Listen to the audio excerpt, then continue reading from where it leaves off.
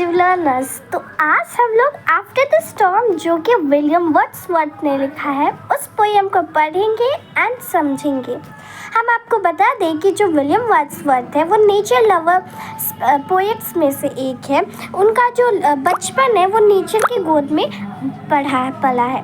तो चलिए इस पोएम को लिखते हैं और उनके एक ब्यूटीफुल से क्रिएशन को अंडरस्टैंड करने की कोशिश करते हैं। There was roaring in the wind all night. The rain came heavily and fell in floods.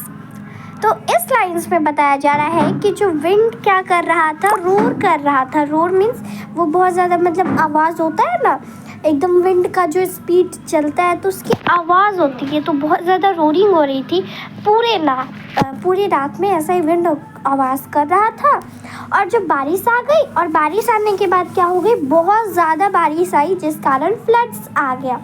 हम आपको बता दें कि जब बहुत ज़्यादा फ्लड आ गया इन दिस 2 लाइन्स ओनली, इसी 2 लाइन्स में इस पूरे पोएम में लिखा हुआ है अबाउट द कंट्रास्ट। बाकी के सारे लाइन्स नेचर के मतलब कि उसको अप्रिशिएट किया जा रहा है। इसी में बताया जा रहा है one of the disaster form of nature जिसके अंदर की फ्लड आ गया है। तो चलिए आगे पढ़ते हैं।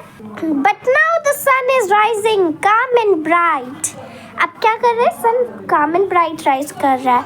The birds are singing in the distant woods. तो इसमें बताया जा रहा है कि जो सन है अब अगला मॉर्निंग है, नेक्स्ट मॉर्निंग है एंड द सन क्या कर रहा है, बहुत ज़्यादा शांत है, बहुत ज़्यादा उसकी मीठी रोशनी है। बिकॉज क्या होता है कि जब बारिश होता है, बारिश के बाद बहुत मीठा मीठा जो सन होती है उसकी रोशनी देखने को मिलती है। आप भी इसको फील कर सकती हो आफ्टर अ स्टॉर्मी नाइट।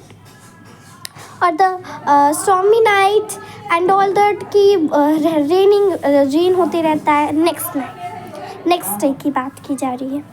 अब बर्ड्स क्या कर रहे हैं, सिंग कर रहे हैं डिस्टिंक्ट वुड्स। यहाँ पे वुड्स की बात कर रहा है, तो वुड्स हेयर मीन्स फॉरेस्ट, ठीक है।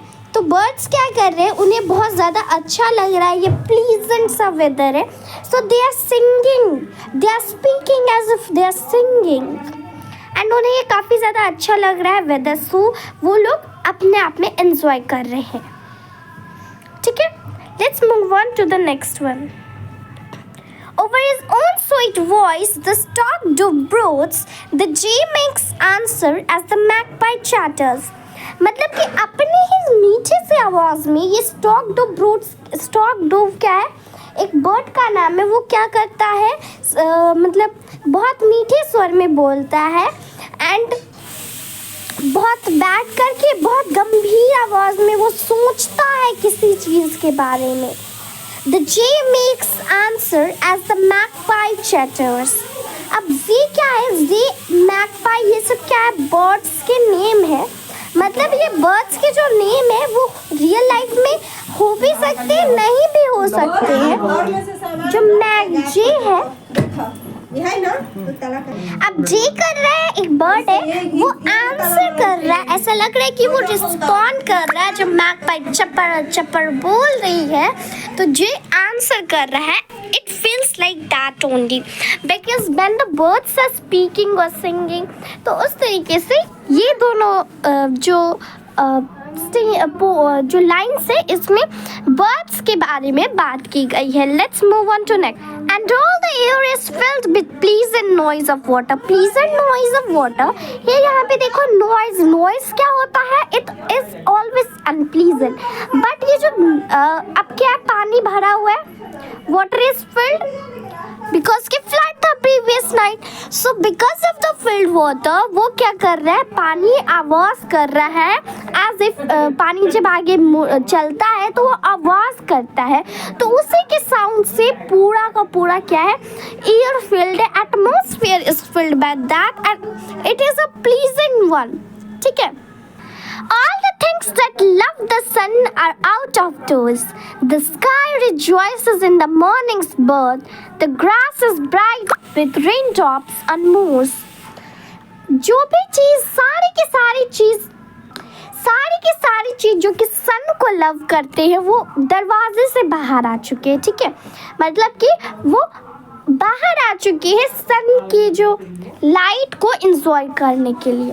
अब स्काई है जो कि आसमान है, ऐसा लग रहा है कि स्काई जब मॉर्निंग होती है तो वो क्या कर रहा है, मॉर्निंग के बर्थडे को सेलिब्रेट कर रहा है and it is enjoying a lot. अब ग्रास यहाँ पे क्या किया गया है, पर्सोनिफाई किया गया है स्काई एंड मॉर्निंग दोनों को ही। This grass is bright with rain drops on morns. अब ग्रास क्या है, ग्रास एकदम ब्राइट सा दिखता है बिकॉज कि ग्रास है, इसके ऊपर क्या है, रेन ड्रॉप्स है, तो उसके कारण जब सन की लाइट उस पर पड़ रही है तो वो ब्राइट नज़र आता है। जो कि ग्रास और मूस क्या होता है, जो ग्रासेस होते हैं ना, the high areas of land with rough grasses. The hare is running races in her mouth and bit her feet. The hare is running races in her mouth and bit her fancy from the plassy earth. अब hare क्या कर रहा है, ऐसा लग रहा है कि hare that is rabbit वो क्या कर रही है, रेस रन कर रही है अपनी खुशी में। hare mirth means merriment। और फिर वो जो पैर होती है वो एकदम दौड़ी जा रही है एंड वी नो दैट कि वहाँ पे फ्लड था, तो हर जगह तो पानी नहीं भरा होगा ना, कहीं कहीं सूख गया है, बट कुछ जगह ऐसी भी थी जो कि सूख तो गई थी, बट क्या होता है, गीला गीला सा रहता है मिट्टी, तो उसमें जब उसका पैर पड़ता है तो वो क्या करती है, आगे दौड़ती जाती है तो क्या कहते हैं, उसका छाप बनते जाता है। और वो जो छाप होती है raises a mist that glittering in the sun runs with her all the way wherever she doth run। तो यहाँ पे बताया जा रहा है कि वो जो अब वो क्या कर रही है, अपने पाँव से क्या कर दी, she had formed the shadow not, उसका फुटप्रिंट बना दी है। तो वो जो उसके ऊपर सनलाइट पड़ेगा एंड उसके अंदर वाटर है, तो वाटर का जब सनलाइट पड़ेगा तो वो चमकने लगता है, और जहाँ जहाँ चलती है वहाँ वहाँ ये जो फुटप्रिंट है वो उसके साथ साथ चलता है।